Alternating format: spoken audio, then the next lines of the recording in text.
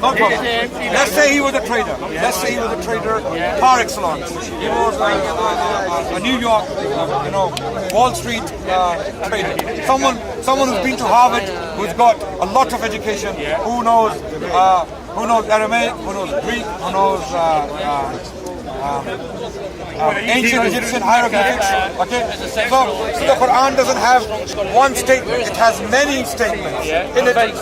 No. Some very specific. Such as Quran has statements on history, historical facts. It has statements on natural phenomena. Historical facts, I mean.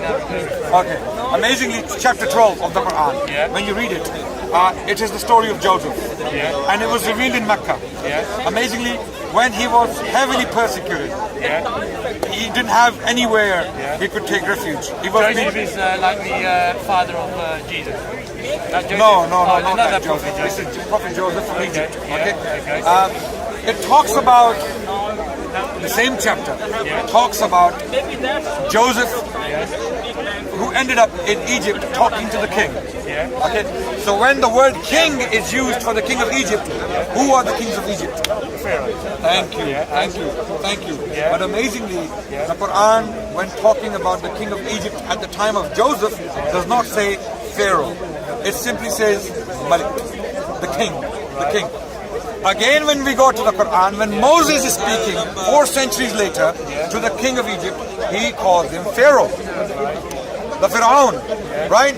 So why is the king of Egypt just a king in the time of Joseph, the Middle Old Kingdom, right? 18th century BC or 19th century BC. Okay, and in the 13th century BC, when Moses is speaking to the king, he calls him Pharaoh. Now, this is amazingly revealed by a study of hieroglyphics in Egypt. In Egypt. Yeah, of Moses. Not of Moses. Then? Of the temples in Egypt. The temple, they have hieroglyphics. So the science of Egyptology came about, right? So Egyptologists studied the language, they wrote works, and they decoded the language. It was a dead language, so they decoded it. Okay, through they used, Rosetta Stone in the British Museum. It has 3 languages, so they decoded the language. So when they did that, they studied the temples. What they came to realize that from in the 19th century BC, the Middle Old Kingdom, it was an Asiatic family called Hyksos were governing Egypt, and they did not use the title Pharaoh for themselves. They were simply known as Hyksos kings. They were simply king. In Egyptology, Hums, HMF, which means Your Majesty, the king. Amazingly, this is what they were called, the king. But in the New Kingdom, in the 13th century BC, the hieroglyphics suddenly start to refer to the king as the Pharaoh, as the great house. Pharaoh actually means the great house, as the Pharaoh. Pharaoh. And amazingly, the Quran makes that distinction. And if Muhammad was copying the story from the Bible, when you go to the book of Genesis, Abraham in the 19th century BC is talking to the king as Pharaoh. Joseph is talking to the king as Pharaoh. Moses is talking to the king as Pharaoh, which is anachronism, which is a historical error. And the reason why that is the case is because the current text of the Bible was written after the Babylonian exile. No, not by the Greek. Not by the Greek. I'm talking about the Old Testament. The book of Genesis. It was written after the Babylonian exile. Okay, and at that time, the kings of Egypt were pharaohs. So it was but natural for the scribes to put him down as Pharaoh. If Muhammad was copying blindly from Joseph would be speaking to Pharaoh. But you do realise a lot of the Old Testament has been plagiarised from old Sumerian texts. Like the story of Gilgamesh, which is the story of Noah. The story of Adam and Eve. Yes. Now, no also, problem. they used to believe... But that doesn't make it false. No, but they also believed at the same time in celestial beings called the Anunnaki. I don't know if you're aware of that. Okay. Now, the Anunnaki had a lifespan of 900 years, just like Adam had. Noah. And Noah had 900 years. So, all that's happened is that's been extrapolated and made into a story, because even in the Sumerian text, it's got the story of Moses before the biblical Moses even ever existed. Even if it's true. Yeah. Even let's Well, say, it is. You've got the hieroglyphics there as well. Okay, no.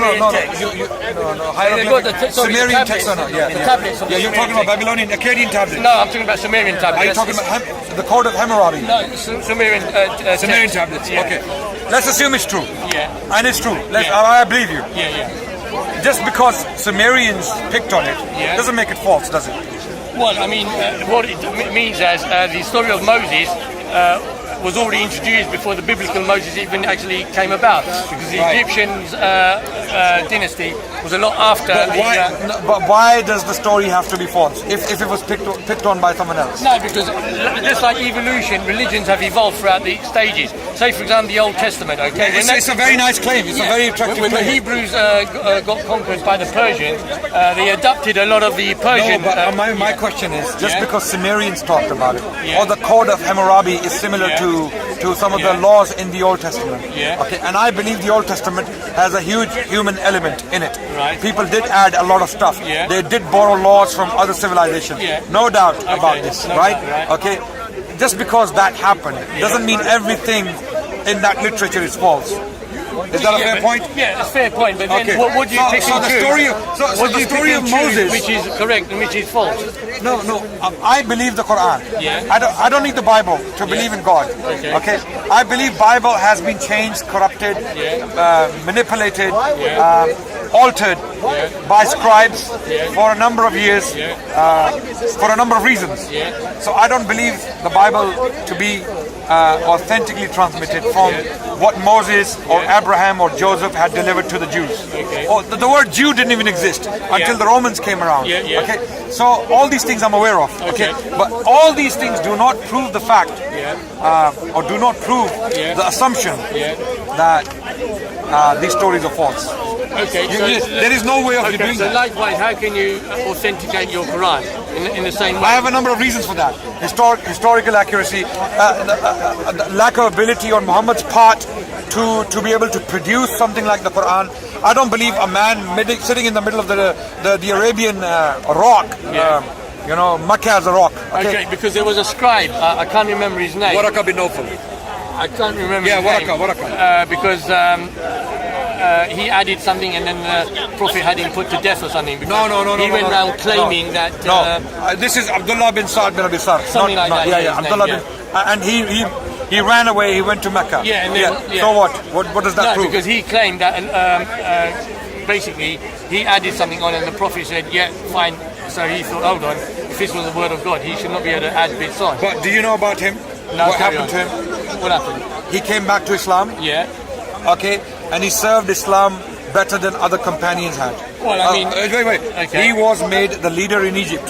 He led the Egyptian army, Abdullah bin Sa'd bin Abi Sarh. Right. If he knew what he claimed was true, why would he put his life in danger for Islam? Well, why would he go on the front line and fight for Islam in Egypt? Why would he do that? Why would he put his life in danger in the first place by claiming all these things that... No, but why? Okay, fine. He's a hypocrite. Let's assume. Yeah. He's a hypocrite who doesn't believe in Islam. He can sit in Mecca, enjoy his life with his wife and children. Why does he need to go to Egypt? Maybe he would have been put to death. No. He had the protection of the Prophet. Why? How? Because the Prophet said 10 people, even if they are hanging on to the Kaaba, the cloth of Kaaba, you have to get rid of them. Why? Because they have committed these crimes. And Abdullah bin Sa'd bin Abi Sarh, his crime was lying on the Prophet, deliberately going back to Mecca and telling people that this is what was happening. But wasn't he also connected to one of the caliphs, and that's why... Uthman. Yeah. Okay, so what happened was, Uthman came with Abdullah bin Sa'd bin Abi Sarh, and the Prophet was upset with him. And Uthman said, Ya Rasulullah, allow him. He repents. He is asking for forgiveness. Forgiveness for what? For what the lie he had attributed to the Prophet. But then there's also another thing Wait. where the Prophet and then said, the Prophet ﷺ did not want to forgive him. And then 3 times he asked for forgiveness and the Prophet said, okay, you're forgiven. Okay, now that he has been forgiven, no Muslim can come to him and kill him after that. Now, understand this. He can simply sit in Mecca, enjoy his life, have his pina colada, and watch belly dancing. He doesn't need to go to Egypt to fight a battle for Muslims. He doesn't believe in. But apparently, I read somewhere that the Prophet was still annoyed, and he asked the people, "Look, why did you obey me?" or something like that. No. Didn't you He said, see how- "Why did you not strike him? Yeah. Why did you not?" And they said, "Ya Rasulullah, we were waiting for your command." Yeah. Okay. And he said, "Now it's done. It's forgiven." He asked for forgiveness 3 times, and I have forgiven him. That's it. So after But the that, fact is, the Prophet still wanted him dead because he was no, relying on the others to if take. the Prophet wanted him Yeah. dead, all he had to say, "Done. Job done. Job done." If he wanted him dead so desperately, he would have said, "Okay, Yallah. Itla. Go." Yeah, like Saddam Hussein. Have you seen his video? Saddam Hussein is sitting in a cinema, and there is this side and there is that side. 500 people. He goes to them, "Ya Allah, go." The entire side is picked up and taken away, never to be seen again. And the Prophet and Saddam, people were scared of Saddam. That's why people followed him. With the Prophet ﷺ, they loved him. They were not scared of him. They loved him. They would do anything on one gesture of his eye. Okay. So if the Prophet wanted him dead desperately, and amazingly, wait. It doesn't stop there. It's not only him the Prophet forgave. Hind, the woman who chewed his uncle's liver, and the Prophet said she is to be killed for that crime. She came to the Prophet, "Muhammad, I seek forgiveness." You're forgiven. Wahshi, the man who threw the javelin, the spear, killing Hamza, he came to the Prophet. He said, "Forgiven, but do not come in front of me again. I don't want to see you." So this is a merciful man. I also read another historical fact that the Prophet had 600 people executed, beheaded, after they conquered something, and they did something, I can't remember what. I'm not theologian. No. But do you know the full story? What? But he had 600 people executed or not? Yes, Yes. the Jews or something. Do you know the full story? No, what is it? Okay. First of all, you have to understand how many Jewish tribes were there in Medina. Okay. How many tribes? Okay, no. Okay, now this is what I'm going to contradict. wait. You cannot call him benevolent. Wait. and We forgive have, no. people. Okay. Step by step. Yeah. We gotta understand the background, Okay, the go on. context. Yeah. You can't say why was that child born. You have to understand the father had sex with mother, and then so understand the background. Okay, let's go How to many that. tribes were there in Medina? Don't know, but tell me, go. Banu Shutayba, Yeah. Banu Jafna, Banu Thalaba, Banu Harith, okay, Banu Qurayza, Banu Nadir, Banu so how many lists is- Okay, yeah, list goes on. Okay. And the list is in the Treaty of Medina, Yeah. the Constitution of Medina. Yeah. This can be found in Ibn Ishaq. Okay, it is in English, you can go and find it. Okay. The list of Jewish tribes is there. Yeah. Why was one tribe picked and the others left? Okay, tell me. If it was a general policy, Yeah. all of those people, they were sitting ducks. Yeah. And the Prophet had the power and the weapons to deal with Yeah. So- why was this tribe picked? Okay, so tell me why. Okay, this tribe in particular, not the tribe, men. Yeah. Fighting men from the tribe, by the way. Yeah. We're not talking about Yeah. women and children. Okay, we're talking about the Yeah, they're all fighters. men who are beheaded. Yeah. Muqatilun. Yeah. Muqatilun. Muqatilun means people who have the ability to fight. Yeah. Okay. These people had a treaty with the Prophet Yeah. that, and the treaty is what? The Treaty of Medina. Yeah. And you can go and read it Okay. and see how fair it is. Yeah. The Prophet said Jews are one party, the Muslims are Yeah. another party. Yeah. We are two different parties, Yeah. and we are united politically. Yeah. We will defend each other. Okay. When the Jews are attacked and their tribes are mentioned, all of them. Yeah. Okay. Some of them they fulfilled the treaty. Yeah. They didn't go against it. Right. Others they tried to be naughty. Yeah. So Banu Qurayza Yeah. tried to be naughty the first time. Yeah. You know, during the Battle of Badr, Yeah. they were trying to provide intelligence to the Qurayshis to Yeah. harm the Muslims, and the Prophet heard about this and he ignored it. Yeah. Now the Battle of the Ditch, Yeah. year 5. Year 5, the Prophet is surrounded by Yeah. 24,000 Yeah. men, the largest army any Arabian establishment ever assembled, okay, yeah. against one group. And the Prophet is surrounded by an army of 24,000. It's called Ghazwatul Ahzab, the war of armies, not one army, it's different tribes. The Jewish tribes from Khaybar came, Banu Ghatfan, a huge tribe, they came, and the Qurayshis. So it was a coalition surrounding the Prophet in Medina with his 300 companions. There were 3,000, 2,700, they lost their nerves, okay, and they went back. Only 300 remained with him. You know, die-hard followers that we will live and die with the Prophet. Okay, now they're surrounded. Banu Qurayza, Medina had 3 sides. One is Banu Qurayza, and they're protecting one side. Okay, and the Prophet has treaty with them, so he feels safe that these guys will not betray me. One side is a rocky terrain where no army would penetrate because they would destroy the camels and horses. Anyone who keeps horses knows that you do not take your horses on. I understand you've got a very good historical background, but my question... No. Okay, I'm coming to the question. So that you understand how much... No, I know. My point is, look, I can understand he had so many reasons. No. He didn't do it. Yeah, he didn't. He didn't do it. Wait, what happened? See what happened. So one was rocky terrain, and the third place was open. Open. This is where they dug the ditch. Okay, to protect Medina. So there was a ditch between the Qurayshi army. So and the Prophet ﷺ was inside with his companions, and the Qurayshis couldn't penetrate.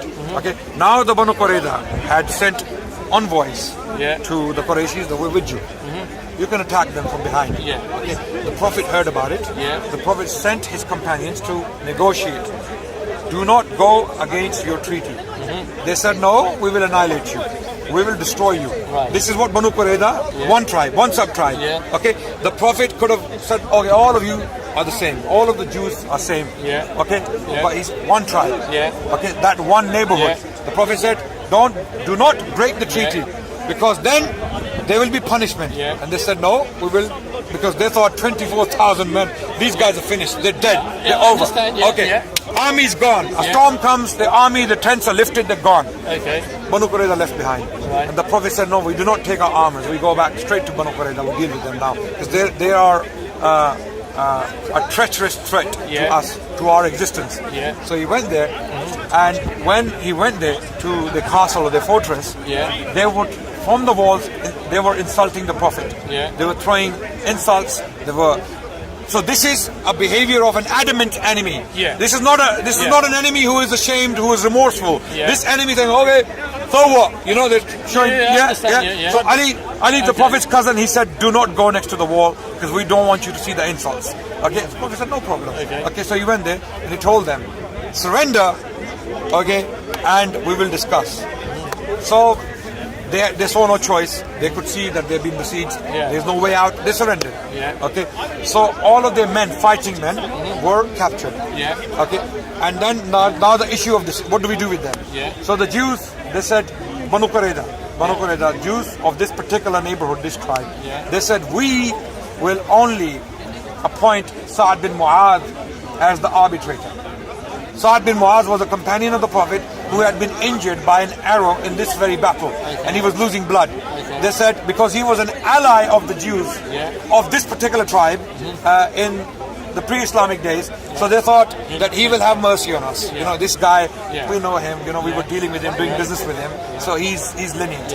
Okay, so the Prophet said, are you sure? They said, yes, Sa'ad bin Mu'adh is the man we appoint as the arbitrator between us. So Sa'ad came. He was brought with the help of other people. He was losing blood. He was dying. Sa'ad stood up and he said, I will make the decision. And when I do make the decision, you will have to submit. The Jews, the Banu Qurayza said, yeah, of course. He's our man. Of course. And the Prophet was quiet. He was silent. Sallallahu Alaihi Wasallam. And stood up again. He said, the decision I make, it will be binding upon all parties. The Prophet silent. And the third time, he looks at the Prophet particularly because he wants, because he knows this is a merciful man. He knows because there were other two tribes who had betrayed Muslims, Banu Qaynuqa and Banu Nadir. They were simply exiled, right? He knew this is a merciful man. Sallallahu Alaihi Wasallam. The Prophet says, okay, Sa'ad, if you are referring to me, then I give you my word that I will abide by the decision you make. Sa'ad bin Mu'adh said, all the fighting men of this tribe are to be executed, and women and children are to be enslaved. And the Prophet ﷺ was shocked. So was the Jew. So was Banu Qurayza. They were shocked. And they had already given their word. Okay. So the men, and how did they know only men? Only men.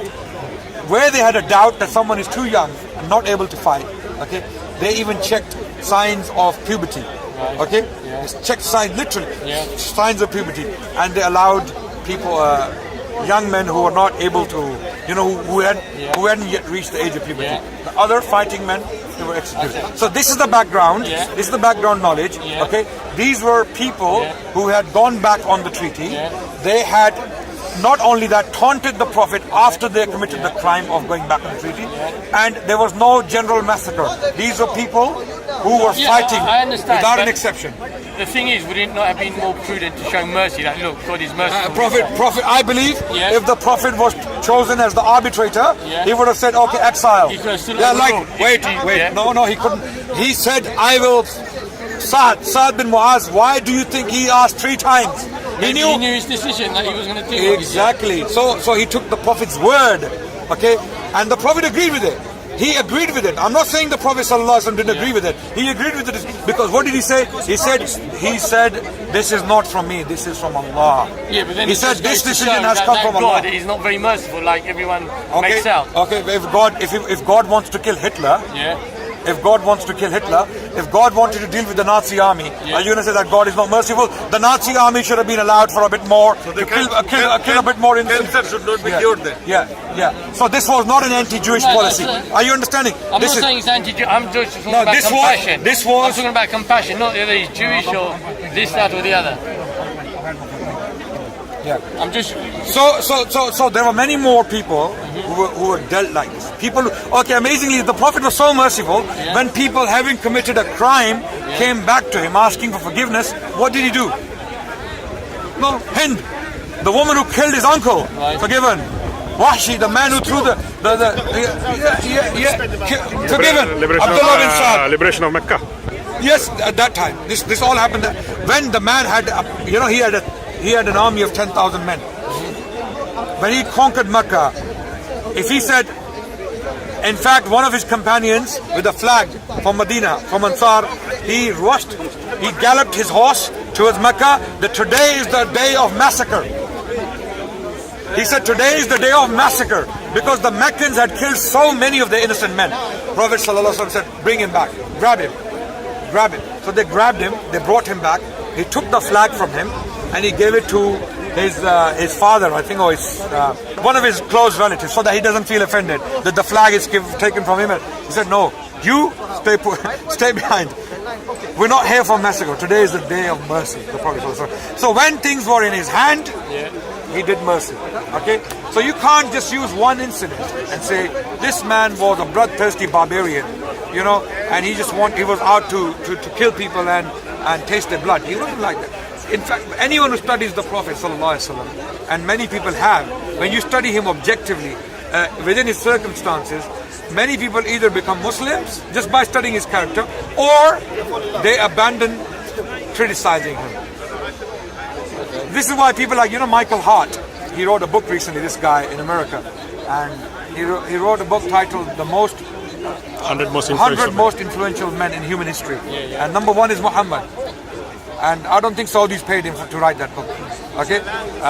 And amazingly, Moses and Jesus all came up. Because he believed that Muhammad was the most successful man in human history when it comes to, on the basis of politics, economy, religion, Islamic civilization, the result, the outcome of his teachings, how people were transformed beyond recognition. These people who used to bury their own daughters alive, women had no rights. Now women can own property, they can do business, they can have a say. Women did have rights though, right?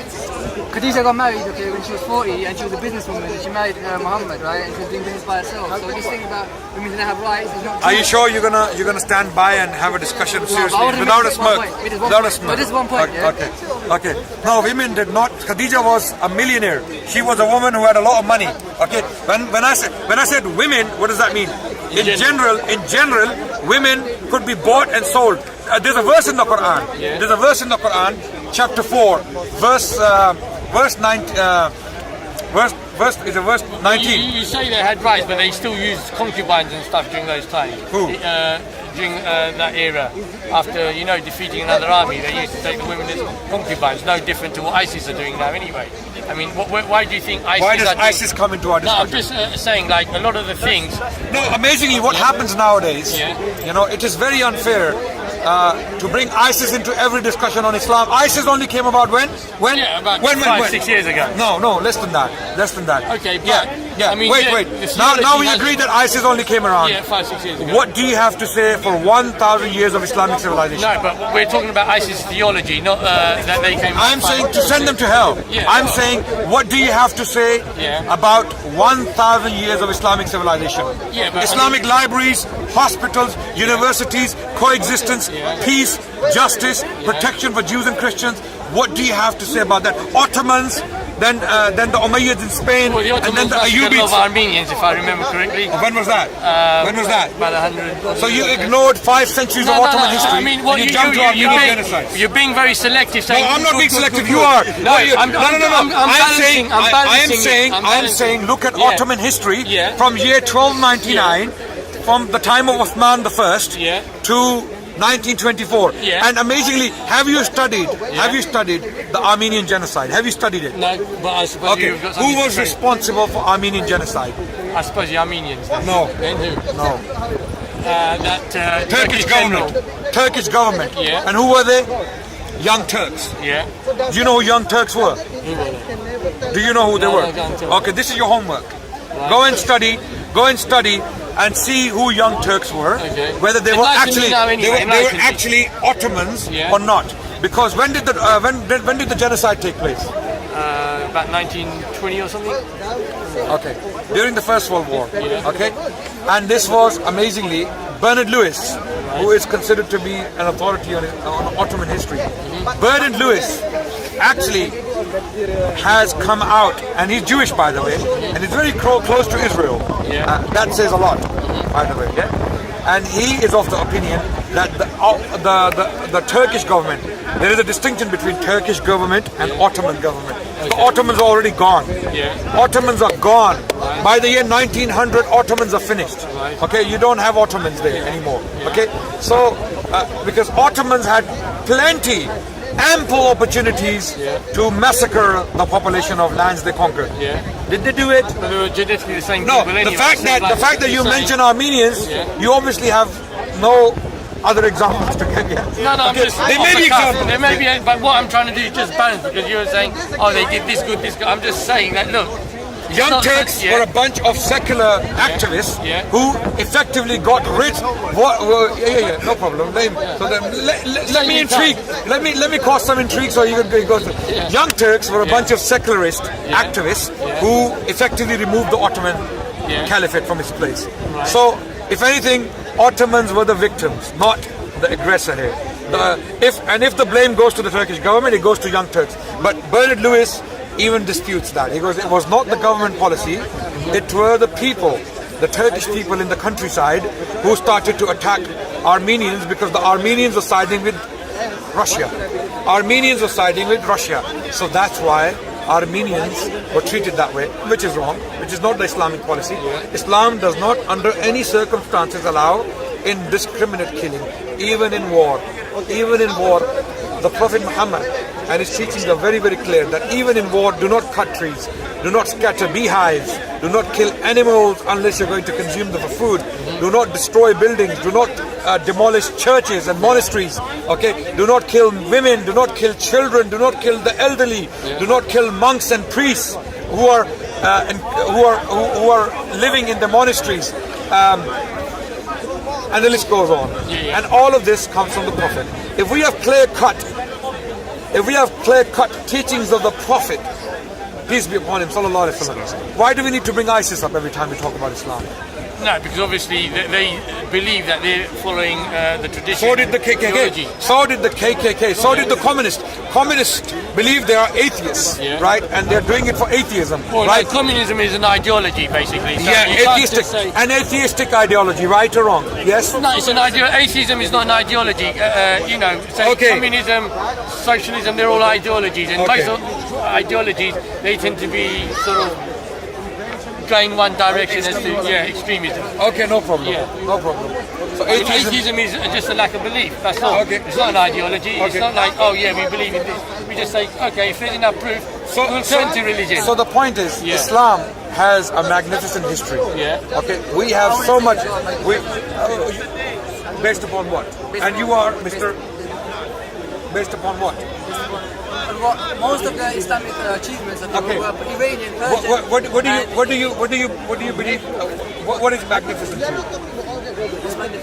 You tell me. You said I don't think Islam's history is magnificent. Yeah, tell me What do you think magnificent Tell me is? what's magnificent. You tell me what it is. Great economically, morally, ethically, politically, militarily. Islam was great.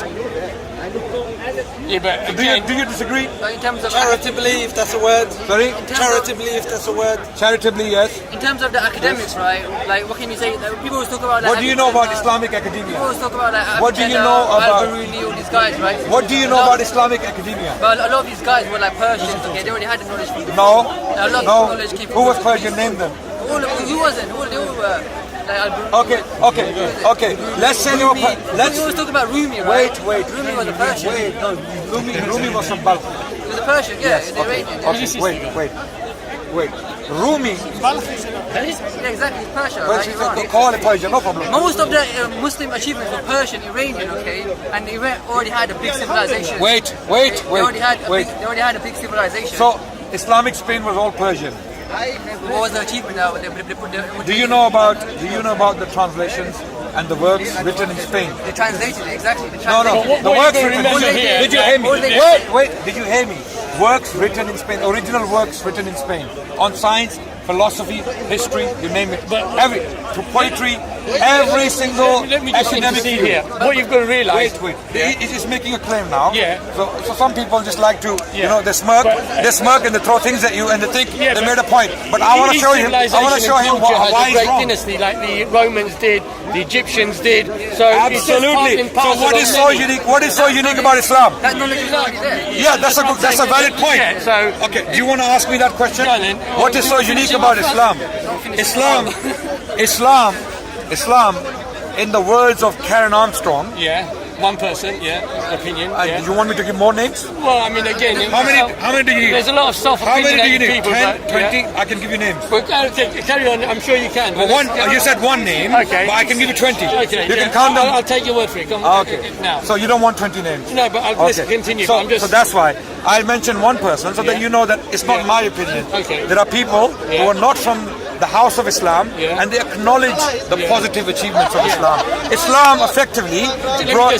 but then he'll come across and say, likewise, I can name as many as you do who counteract your argument. But carry on. I'm just going to. Yeah. Bring the names. Yeah. Anyway, Bring I'm the just going names. to. What he's going to come across. Yeah, But no carry problem. on. Bring the Okay. names. You can bring them. Do you have any names? Yeah, I'm one of them. And who are you? You might be. I'm not going to give my name, but I'm a Why not? He's not You're a famous. professor. No, I'm not famous. You're a professor in history. Are you a professor in history? Well, I could be. Okay, no You problem. want me to leave it? Anyway, let's continue. Let's not go into semantics. So and, yeah, ad hominems and no problem. But when you make a point and it's not based in evidence or sources, then it's just like camel's fart. Right. I'm sorry, it is neither on, as they say in our language, Punjab. Are you from? No, carry on. I'm from, my half of my family is from Punjab. Okay. They have a saying, when camel farts, it's neither it's neither in the sky nor on the earth, because it's in the middle. Okay. Right? So when you make a claim like camel farts, it's just a camel's fart, right? So unless you bring evidence, sources, right? So my point is, Islamic civilization wasn't only Persian. You're wrong. Okay. Even let's say 99% of them Persian. Let's say who are they? Muslims or non-Muslims? Who are they? How is it? If I can So if Persians, if he's there's referring something to as special about Islamic- Persians, he's talking why about were the pre-Islamic Sassanids? Persians. Why were the Sassanids not able to produce people like Ibn Sina, people like Al-Farabi, people like Ibn Nafis, The Persians people he's like referring to is the Rumi? Persian Why Empire were the Sassanids not prior to, able to do so? Why did they have to be Muslims and then suddenly wake up and lo and behold you see Persians coming out with poetry, science, literature, Persian religion, poetry theology? predates Islam. The Persian literature predates Islam. It's not, it's Islamic. Where is it? Where is it? there. Where is, okay, such as, Shahnameh. I've not read the Shahnameh. is it pre-Islamic? Yeah, Shahnameh was pre-Islamic. Okay, when was it written? Shahnameh When was it written? It was written. It was compiled by Firdausi. Firdausi, but When? about 1,000 years ago, but When? the story predates it. Okay, wait. The story is So you know when it was written, right? Yeah, 1,000 years ago, yeah. Written where? Khorasan. It's from Khorasan. Where? I don't know, I can't remember where. I don't know where he was In living. the Ghaznavid court. Yeah, of course. In the court of Sultan Mahmud Ghaznavi. Who asked Firdausi to write Shahnama? He wrote it himself. He was master writer. No. Do you know the history? Yeah, I do. Do you know what happened? Yes, I know what happened. Okay, what happened? He wrote the, But you didn't know you didn't know where it was written, so how do you know? he wrote the Shahnama because he wanted to compile Persian history because the Arabs and the Arab culture and It religion. is not history. Shahnama is not history. It's legendary history. It is fiction. It's legendary history. Okay. It is not history. Hello. Yeah, but legendary means legend is not legend, history. No, but it's history It's for an their time. oxymoron. When you say legendary history, it's an oxymoron. It's the knowledge that was passed down. Okay, so it's not history. It's either Yeah, but legend then or history. Zeus, you can't say was history because that was legend. No, that's mythology. That's Listen, mythology. it's either legend or history. Are you telling me that the Kayani dynasty did not exist? I'm asking, it's either legend or Iran history. is a Which one? legend. You know, it's history that was passed down. Have you read Firdausi? Yes, I've read the Shahnama. All of it? Okay, so give me one example, one story. Whose story have you read? Well, I've read about the Kayani dynasty in Afghanistan, wherever it was. No, Shahnameh. Which story have you read in Shahnameh? You've read the I've Shahnameh. read the whole book, Sohrab and Okay. Is Sohrab a historical figure? Exactly, I know.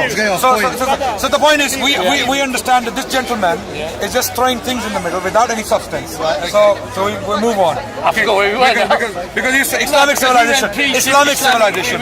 So Muslim civilization does not begin in 2011 when ISIS comes to rise. Okay, Islamic civilization started in the 6th century with the advent of the Prophet and the Quran. Okay, the Quran was revealed. It did something to the Arabs, and they came out and they created the Islamic civilization. How it happened? With respect to the Arabs, I mean, the way I look at it, I mean, they believed in all sort of different demigods. No. So for them, We're to talking about study- Muslim Arabs when they became Muslims. Yeah, but how they became Muslims, say for example, I mean, for them, okay, someone's come to the store, okay, so of that God will just believe in this God, no big deal. I mean, I think it wasn't simple as that because they actually explained why they believe in this God. Okay, have you read some of the sentiments? First of all, now for those people to be believing in some other form of demigod or whatever, No, there's no demigod they believed in. or some idol worshipping or whatever the Arabs used to do at that point of time, because they were all idol worshippers. So Not you all, cannot, not all. Well, most of them anyway. Well- So for them, I mean, if it was very simple for them to stay believing some idol as a god, it won't need great sort of cognitive thing to them believing in So something. why did they fight Muhammad? What? Why did they fight Muhammad? Why did they try to kill him for 20 years? Because he was upsetting them, I suppose. Upsetting them. Yeah. Why? Because something to do with... So if it was only the matter of believing in one idol or the other idol, why did they have to kill him? Why did they have to kill and fight? I'm talking to him, sorry. Yeah, that's it. No, because it was something to do. It was something to do with trade and everything. Because if everyone didn't come to Mecca, if they got the idols, they would have trade or something. No, that's a theory. That's a theory. But why would they come out of Mecca to attack Medina? Hey? Why did they come out of Mecca to attack Medina? Because they saw him, perceived him as a threat with his Threat to what? to their way of living. He was politically insignificant. Yeah, but He I was mean, so weak that they besieged him. obviously they did perceive him as a threat. Otherwise, they wouldn't have bothered. Would they? Why? What was the threat? I'm not a historian, but So the it new could be- faith, yeah. the new faith Yeah. did pose not only a religious, political, but economic threat. It posed an existential threat to them, right? Yeah, because say for example, if I was head of a tribe, I believed in God, this God, I had power. Now, if someone else is, say you come across and say, no, I'm the prophet, and all these should just believe in me, then I lose my power, so I'm going to go against you. If you didn't have firm belief in something, if you believed in something, let's say, if you don't have a firm belief in something, you just changed one bicycle to another bicycle. No, but they one tend car to follow their another car. tribal leader, don't they? Okay. So So they would fight and die for the tribal leader. Yeah, I mean, that's what they used to do at the time, remember? Right. Okay, so they would simply go out and fight the Romans and the Persians just because they love the tribal leader. Well, I mean, people still do it. They join the military. No, they don't. They don't. Of course they do. I No. mean, you look at... And they die of depression. You know the American army? Yeah. Yeah. Those who've been to Iraq? Yeah. You know the suicide rate? Yeah, I know. Okay, so why were Muhammad's companions not committing suicide? Yeah, If you know why these people are committing suicide? Because they don't know why they're there. Yeah. They don't know why they have to kill children and women and bomb civilian areas. They don't know. But Muhammad's companions did no such thing. They believed that they were fighting for a just cause, Yeah. and they established peace and justice in the land. And that's why they were so happy. Yeah, but And that's why they kept going as far as southern France and northern China and down India in Sindh. Okay, within Muhammad died, peace be upon him, in 632. Yeah. 732. Same reason- 732. Yeah. Exactly a century later. Same reason as the Christian Crusaders went across and looted Jerusalem, I suppose. no. Was there faith in their... No. So you cannot make the same analogy the there. Crusaders. The Yeah. Crusaders. Crusaders barbecued Muslim because they were hungry and dogs. Muslim didn't. That's the difference. Well, that's Marathon Oman. This is one incident where the Crusaders they cooked people and ate them. Yeah, Muslims didn't do anything like that. Yeah. Okay, Muslims had principles. They could not go and cause indiscriminate destruction. Okay, amazingly, even archaeology highlights the point that Muslims, when they took cities, they flourished. Yeah. They started city of Jerash, for example. Jerash in Jordan.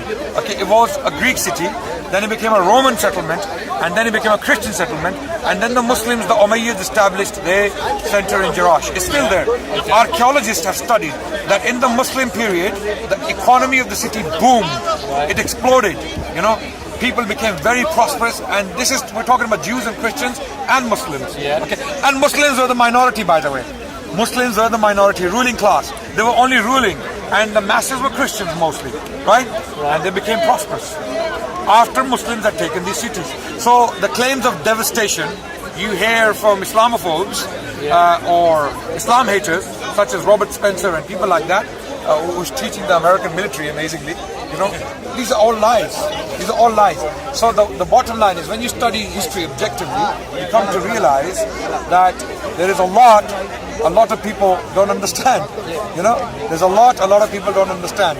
But I'm sure And they make assumptions there'll be and other claims. historians who'll be looking at it from different perspectives. Bring them all. I'll I'll have to look it up, because I'm not going into the history. I was So when science. okay, it depends what you Yeah. want. Do you want objectivity or you want a counter view to my view? We want the truth. Thank Yeah. you. Yeah. Okay, so for that you go and study academics. Okay, what academics are telling us that when Muslims took these settlements, they flourished.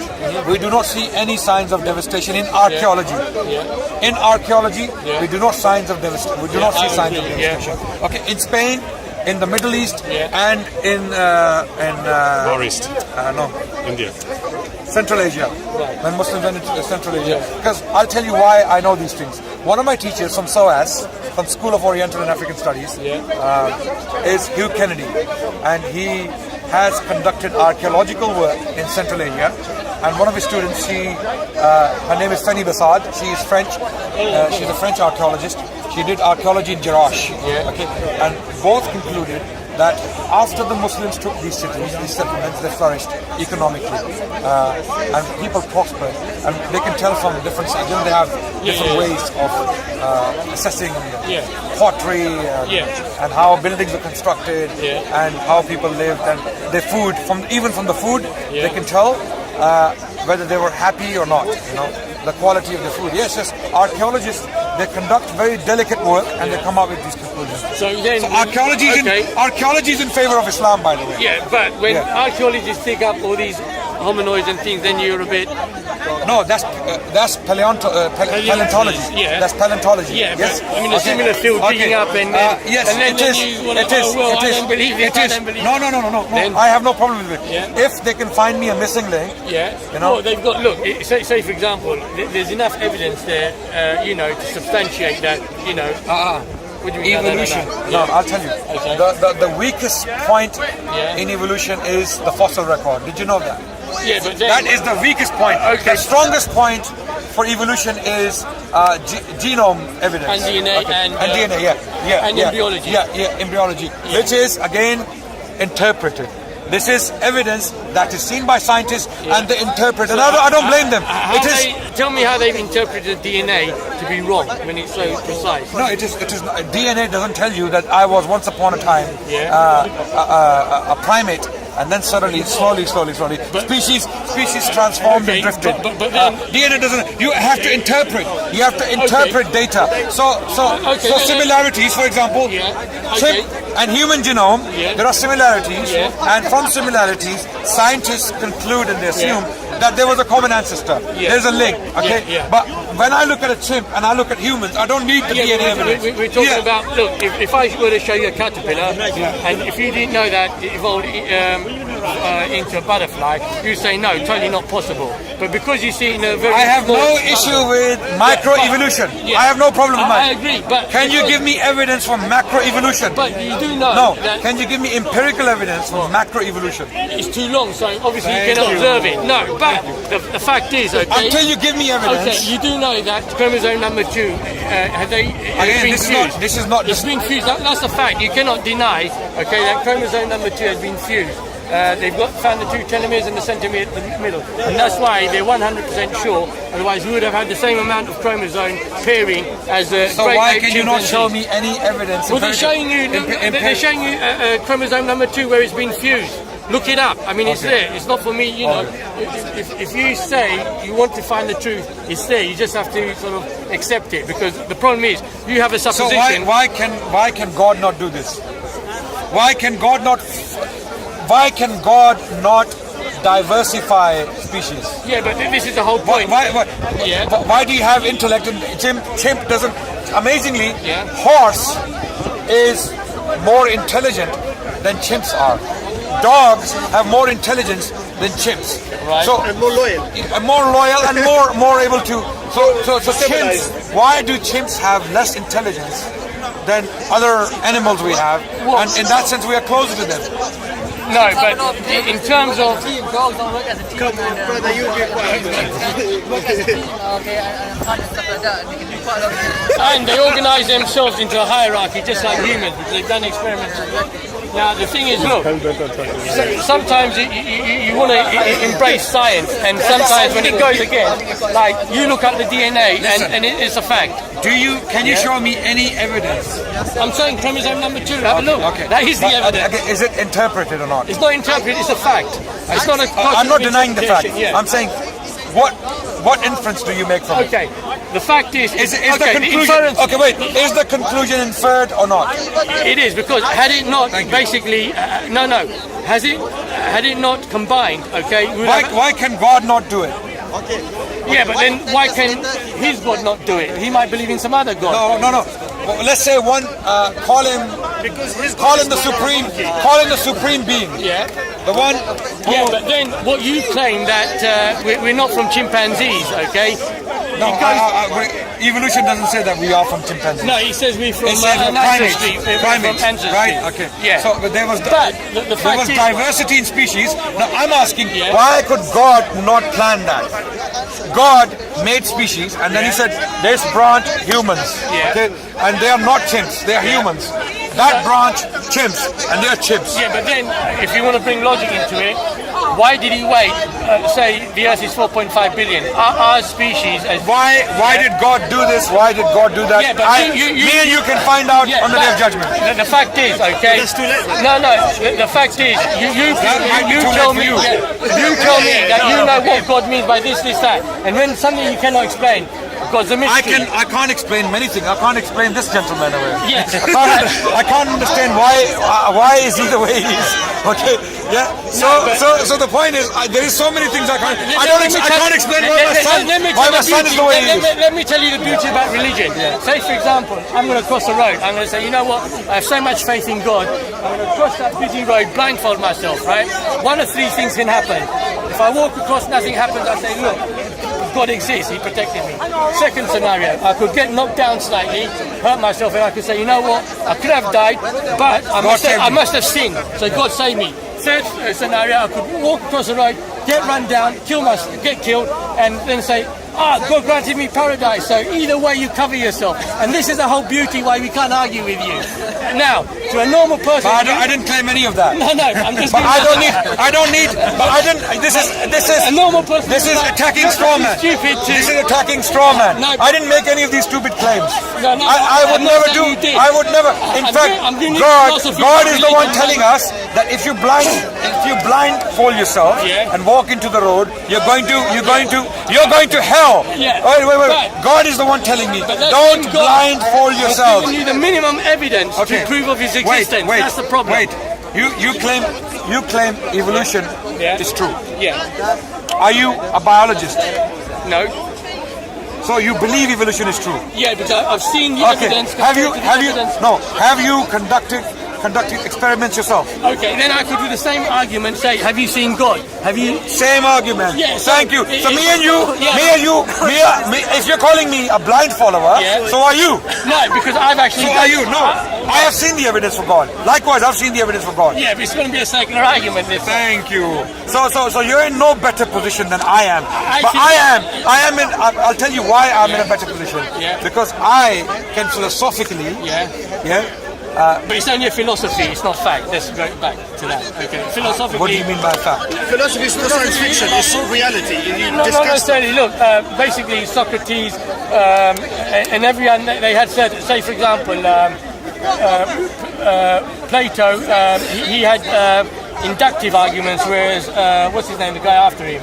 Aristotle, he based more in deduction. Oh, shoot. He wants to go home. I'm going to drop him off. Anyway, nice talking. No, good talk. Wait, no, seriously. We can continue talking for another 10 hours. Yeah. Your kids are more important. You know, my kids, that's the problem. Nice talking. What's your name? Mustafa. Come back, Mustafa. Come back home, man. No, the thing is, I was religious up until a year ago. Listen. Continue. Keep talking. Yeah. Are you coming back to the park again? Well, my wife gets a bit pissed off when I'm down here. So, no. Just come back. Come back to the park. We keep talking, and one day, Mustafa, I'll turn you into an atheist. Come back. You'll have to work very hard. It's not. I ask God to take me before that happens. I would rather. No. But you have to understand that we just don't believe in God because we are blind followers. Okay. I have intelligence. Okay. I think, I assess, I analyze, and I wouldn't like to waste my life doing rituals. I understand. For no reason. I can go to Brazil, Yeah. join the carnival, and have a pina colada on the beach, Yeah. and have a swim. I can do that. Okay, But the same argument you but would I give- can still do it being a Muslim. Yeah. But as long as there is no fitna. But the same conviction you will tell me what you just told me, a Hindu or someone of the other No, they faith. don't. They don't. No, They they don't. have the same conviction in his faith. When I speak to these people, Yeah. a lot of these people, you come to realize they have ignored basic facts of life, basic facts of their religions. You speak to a Hindu, he will know. I mean, in my opinion, bring someone. I have never had the opportunity to talk to a philosophical Hindu. I would love to, and ask them why would Are you telling me there's no philosophical Hindus? There are. I'm sure there are very intelligent Hindus in India, in this country. I haven't had the chance to speak to anyone. Okay. I better go. Thank you. I'll see you Mustafa, later. nice Take talking care. to you. You too. Hey, you're gonna be on. He actually wanted. He wanted me to debate, so he could be on YouTube. Say hi. No, he's on YouTube. No, he's YouTube on YouTube. Why do you think I wasted an hour with you? Nice talking to you. He wants to speak to you.